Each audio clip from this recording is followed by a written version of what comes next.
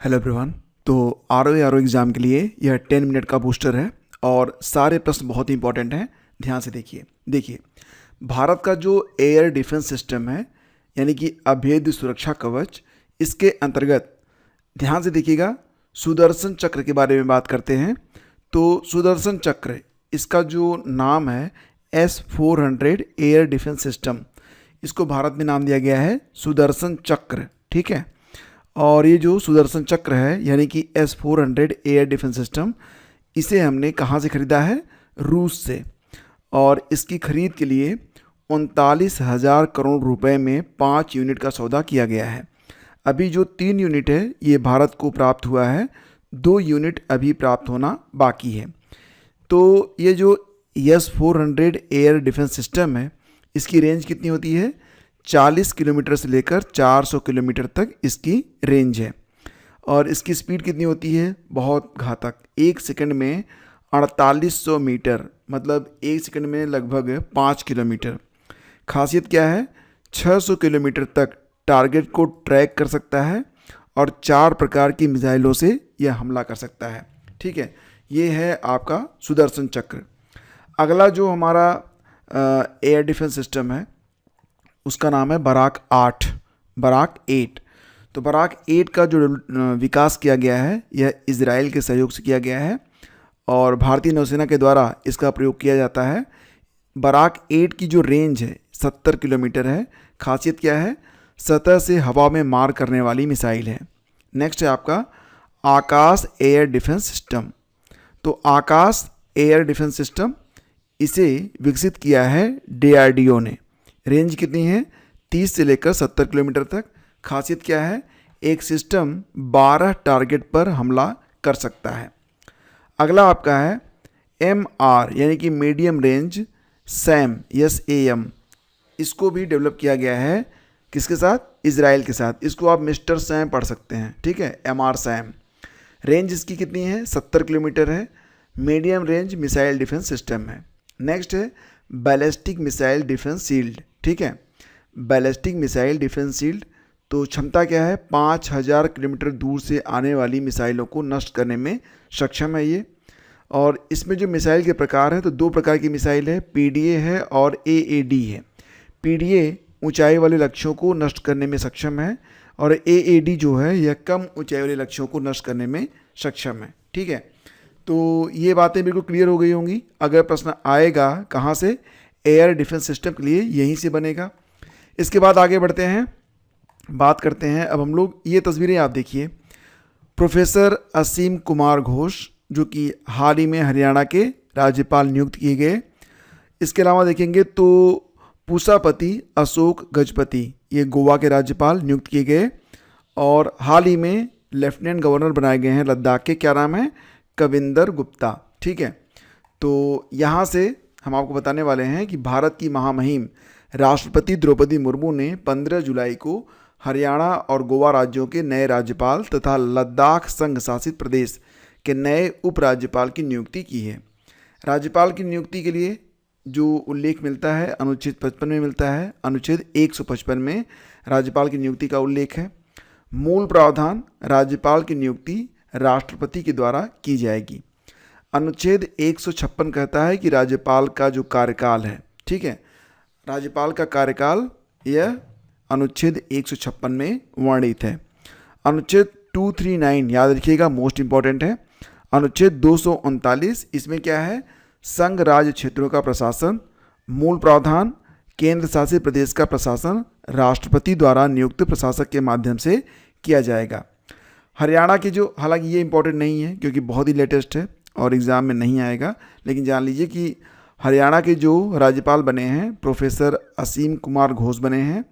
गोवा के राज्यपाल बने हैं पुष्पापति अशोक गजपति और लद्दाख के कौन बने हैं? कविंदर गुप्ता।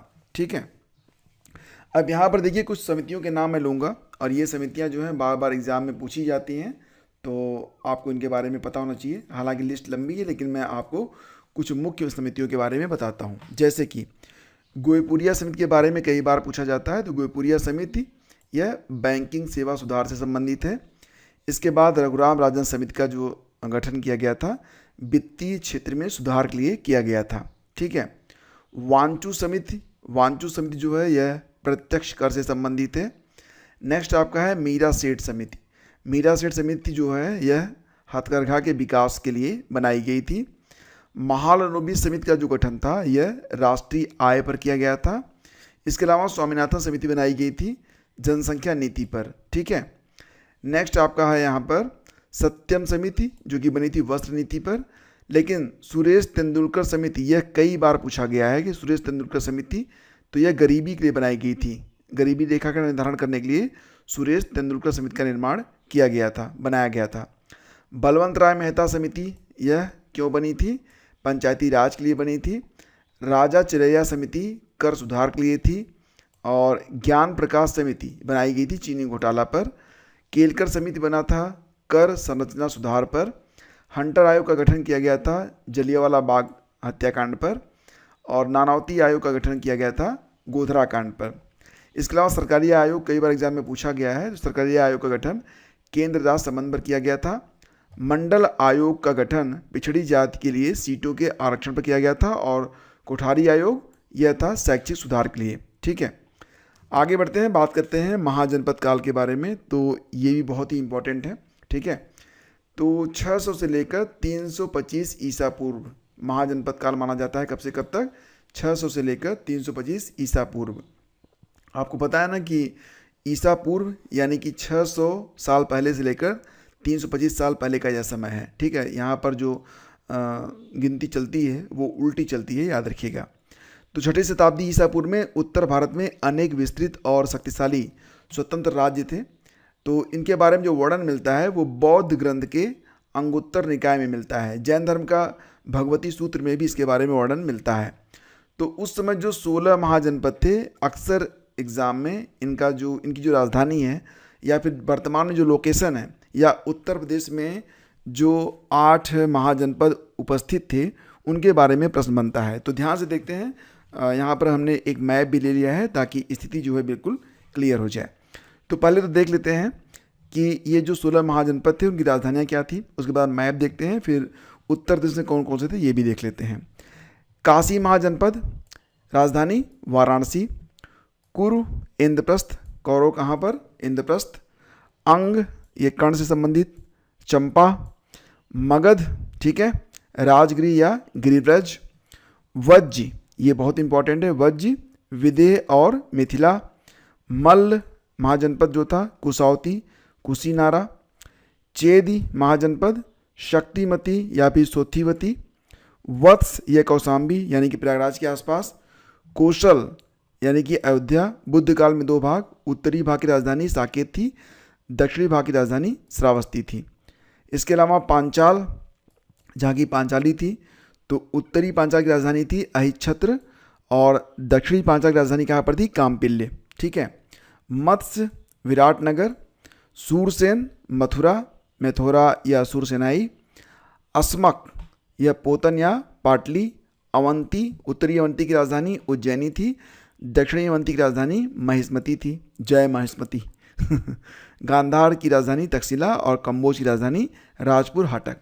अब आइए थोड़ा मैप देख लेते हैं ताकि इनका जो लोकेशन है क्लियर हो जाए। तो 16 महाजनपद विद देयर कैपिटल आप देखेंगे यहाँ पर। ये देखिए कंबोज जो है यहाँ पर है, कंबोज की राजधानी रायपुर। इसके अलावा देखेंगे तो गांधार, जहाँ से शकुनी आया था, तक्षशिला। ठीक है, वर्तमान में यह कहाँ पर है? अफगानिस्तान में है। ये देखिए आपका हस्तिनापुर हो गया, कुरु। ठीक है, इसके अलावा ये देखिए आपका पांचाल है, जहाँ से पांचाली आई थी। ठीक है, ये आपका कौशल हो गया। कौशल के बाद यहाँ देखिए यह मल्ल है। और इसके अलावा देखेंगे तो वृज्ज, ये यहाँ पर है, काशी यूपी में। ठीक है, मगध जो कि वर्तमान पटना में है, बिहार में। और अंग, ये भी बिहार में ही आपको मिलेगा। चेदी, ये देखिए आप यहाँ पर है। ठीक है, इसके अलावा अवंती, अवंती जो है अब आप धीरे धीरे कहाँ पर बढ़ रहे हैं? पश्चिमी भाग में जा रहे हैं। मत्स्य, और ये है आपका शूरसेन जो कि मथुरा में है। ठीक है, और ये है आपका अश्मक जिसकी राजधानी पोटली है। अब देखते हैं उत्तर प्रदेश में। तो पांचाल, पांचाल राजतंत्र की देखो उत्तर प्रदेश में जो 8 महाजनपद थे उनमें पांचाल, कुरु, वत्स, सूरसेन, कौशल, मल्ल, काशी और चेदी। तो इनका एरिया देखते हैं। पांचाल जो था राजधानी थी अहिच्छत्र, वर्तमान में बरेली। ठीक है, तो बरेली में स्थित था पांचाल, यानी कि वर्तमान में अगर सारे राज्य होते, मतलब सारे जो वंश थे होते, महाभारत वाला समय होता, तो द्रौपदी जो है वो बरेली से थी। ठीक है, तो बरेली, बदायूं और फर्रुखाबाद के आसपास ये पांचाल था, और अहिच्छत्र वाला जो कहा जाता था बरेली को कहा जाता था। वर्तमान में अहिच्छत्र बरेली के नाम से जाना जाता है। कुरु देखते हैं, तो कुरु राजतंत्र जो था, राजधानी जो थी इंद्रप्रस्थ, यानी कि वर्तमान में दिल्ली। मेरठ दिल्ली थानेश्वर के आसपास। इसके अलावा वत्स देखेंगे तो वर्तमान में इलाहाबाद, कौशाम्बी थी राजधानी, वत्स की राजधानी कौशाम्बी, इलाहाबाद के आसपास। सूरसेन राजतंत्र, राजधानी थी मथुरा के आसपास। कौशल राजधानी थी यहाँ पर साकेत, जो कि अयोध्या, श्रावस्ती, ठीक है, अवध के आसपास, यानी कि अयोध्या के आसपास। मल्ल गणतंत्र राजधानी थी कुशीनगर, तो यह वर्तमान में कुशीनगर देवरिया में विस्तृत था। काशी वाराणसी के आसपास। चेदी सुक्तिमती बांदा के आसपास।